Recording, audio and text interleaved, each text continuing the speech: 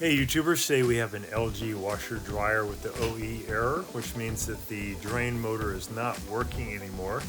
So we're going to fix this. Pretty easy to do. We got a new drain motor from Amazon. I'm going to pull the plug out. I'm going to pull open this little door here, pull out this black drain hose, and I'll let out any water that might be in there. There might be still a lot of water left in there. In this case, just a little bit left. I want to get all the water out of there before I go to the next step. Put that little plug back in, and then I'm going to take off this lower panel, open this door. There's two white screws, Phillips head screws. I'm going to take out that one and that one, and then I can get this little bottom panel off pretty easily, and that'll give me access to the pump.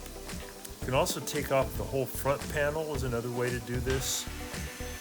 You can also take off the bottom panel below and come in from the bottom, but this is a pretty quick way.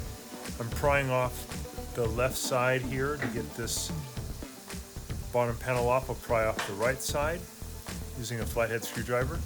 So next I can lift this white plastic panel off by lifting back and up at the same time. Get that off, and now I have really good access to the pump. I also have the washer dryer pushed back against the wall by about 45 degrees just to make it a little bit easier to get to where this pump is. You don't have to do that. Here's the pump. There's a pump on the other side too. That's a circulation pump, but this is the drain pump on the left side. I'm pulling off the two wires bringing power. I'm just going to push those out of the way. And I gotta remove these three Phillips head screws from the front. These screws, by the way, are a bright chrome. You don't want to confuse them with the three screws that are holding on the motor, which are kind of a galvanized, dull type of silver, because they're actually different size. And if you try to put the little screws in to hold the pump in, it won't work. So here's the three screws here that are holding on the pump. Here's one at the bottom of the pump. I'm going to zip that out, pull it out. I'm kind of moving the pump around. It's somewhat flexible. It's still attached to a couple of hoses, but I can move it around to get to these screws. So if you pull it around, it won't hurt anything. It's okay to move it around. Here's another one of the Phillips head screws I want to get out. There's one here on the left side, same size screw. I'm going to zip that one out. And then there's one on the right side here that's actually really easy to get to. I zip that one out, and then I can take the whole motor off. The motors are only about 25 bucks. We'll put a link in the description below so you can get it from Amazon really easily. They last about 4 years, and then they just don't work anymore, and they give you the OE error. So you can kind of see how that pump was going in there, about 45-degree angle. So here's where the screw goes on the right side. There's two holes, but there's one that's on a little bit lower. That's where that goes. And then on this side, it goes in this higher hole. There's two screw holes. So on the left side, it goes in the higher one, and on the right side, it goes the one in the middle, and there's one at the bottom. So here's the old pump. You can see the impeller is kind of loose, kind of just flops around, and that's a sign of one that's just not working anymore. There's a protective case on this that we're going to pull off. We're just going to pull back on it and get this plastic case off and put it on the new motor. It's just a protective case. If you didn't put this case on, it would still work, but this just, I think, helps to keep water off of it. I'm just going to slide this one onto the new motor. And I want to push it in all the way until it clicks into place. Kind of wiggle it, push, and you'll get it to click in. And then you're ready to put the pump in. Actually, we do want to take a paper towel, or I'm using just a regular old towel here, to wipe off the inside rim where the pump connects. The pump has a big O-ring, a rubber O-ring, that has to make a very good connection to the pump housing. I want to get that really clean. I noticed there was some sand in there. And that could prevent it from having a really tight seal. So I'm cleaning all that junk out of there. And that's just, again, the inside rim where the pump is going to attach. And I'm cleaning out this part, which is the pump housing. So it looks pretty good in there, pretty clean. We can go ahead and put the motor in now. So I'm going to bring that screw right into there. That's the bottom screw. I'm going to push the pump in. Remember how it was about 45-degree angle?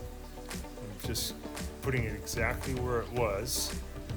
And then I'll go ahead and add that one bottom screw in, the Phillips head screw, get it nice and tight. And I'll go for this one. This is the one on the right-hand side. Remember, there's 2 screws holes there. You want to use the bottom one, not the top one. Get in there really tight.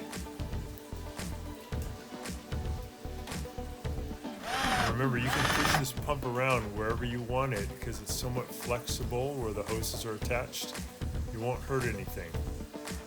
But do get these screws really tight because otherwise you'd have a little bit of a leak when the washer fills. All right, we got it. So we do want to now get one more screw in here.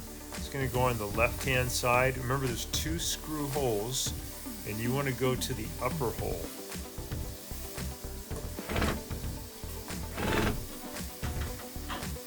I'm using kind of a long extension for my Makita drill. So I'm going to zip in this one. I'm sorry, my Milwaukee drill. Get that in there nice and tight. So we got them all tight. We got the one on the left, got the one on the bottom, one on the right, tight. And now we can go ahead and put the pump and mount it back in to the frame. There's 3 Phillips head screws that hold that on. Remember, those are the shiny ones. I'm gonna line that up.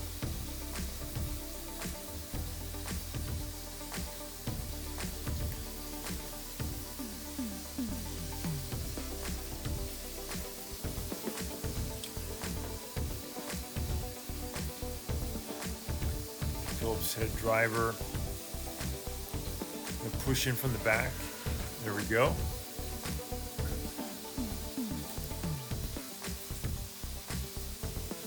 So the next one goes in at about the 11 o'clock position. Next one goes in at the 1 o'clock position. Got those tight.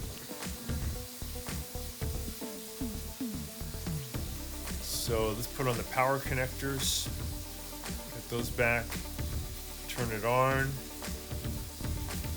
I got it on the regular position and I'm letting it fill, and as I fill, I'm watching the pump. I just want to make sure there's no water dribbling out of it, that there's no kind of a leak, but it looks great. So if you get those 3 Phillips head screws in there tight, you're going to be okay. Remember, don't confuse those screws with the ones that hold the pump onto the frame. The ones that hold the pump onto the frame are smaller and shiny. These are kind of a dull silver, the ones that hold on the pump. Giving it a test. Turn it on. And press the spin speed button. To high speed, turn it on. Here you go for 14 minutes. I'm just watching down there again just to make sure there's no leak. So another thing you could do if you had a bunch of water in your machine is you could tilt it back and just take a cup and just empty out all the water, and then you can open up this coin trap and make sure there's nothing caught in there. Sometimes you can get a sock caught in there. Pull it out, you might find a sock or a piece of underwear in there. You can push in on the back of this rubber hose here in the back just to make sure there's nothing caught in there. It looks good. Nice clear opening. You can take a pair of pliers and press in on this hose clamp and lift up, and then you can take off the pipe on the top, which is the drain pipe, and make sure there's nothing caught in there. I've seen coins get caught in there and it blocks the water. Make sure you can look up in there and there's nothing there. You can also blow in from the other side of that drain tube to make sure that it's not clogged. pushing a little wire in there, make sure there's nothing caught in there. I noticed that when I did this repair that one of the electrodes here was bent down and was not making contact, so I wasn't getting any drain response. So I bent that electrode back up. Now I'm putting the power wire back on, and that fixed the non-drain problem. So turn it on. I set it for drain and spin.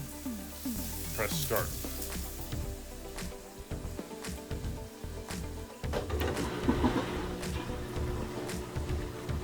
We can see that water draining away. We can hear it. That's perfect.